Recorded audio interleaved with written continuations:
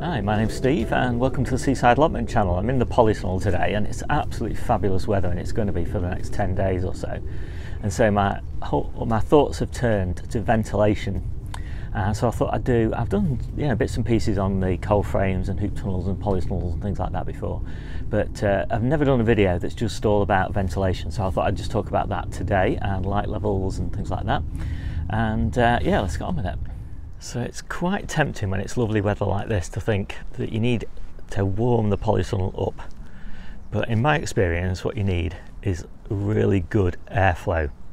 And that's these sorts of plants that I've got in here: brassicas, potatoes, salad crops, new seedlings, strawberries, carrots, peas, all that sort of thing. What they want, they don't need that much heat now. You know, the polytunnel's plenty warm enough for them. What they want is plenty of ventilation. So I'm quite happy with this. 65 degrees, 61% humidity, nearly 20 degrees. And I think that's just fine. So I'll open it up like this normally when I get here. So that's probably about between 9:30, 10 o'clock in the morning. And if we're going out for the day, we'll open it up earlier. So that will probably be 8 o'clock or something like that. And depends on how windy it is. If it's not windy like it is today, then it'll be open up at both ends.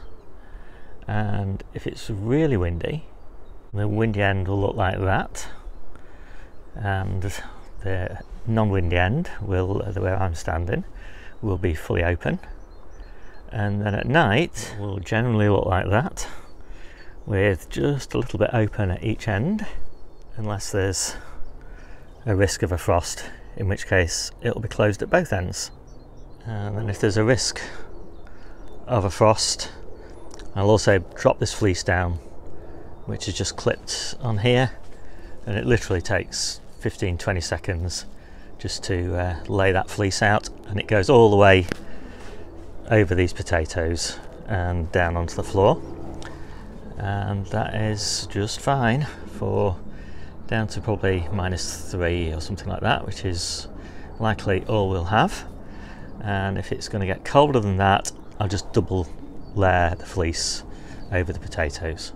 So if there's likely to be a hard frost, the coal frames will be closed up as well, but that's very seldom happens now, and so that probably will only be 4 or 5 times between now and our last frost date. So most of the time it's going to look like this, and on that setting you get really nice ventilation, but you don't get fantastic light levels. But this is a setting that you can basically leave them on permanently overnight as well, and so there's minimal work. And I'll just drop them down like that if there's going to be really strong gales, and that just gives them that extra bit of protection. But now ideally it's all about light levels, and so for most of the time they're going to be like this. And on this fully vented setting you can probably see that they're getting full sun, because the sun's coming in that direction and so low in the sky at this time of year that pretty much unobstructed access to sunlight.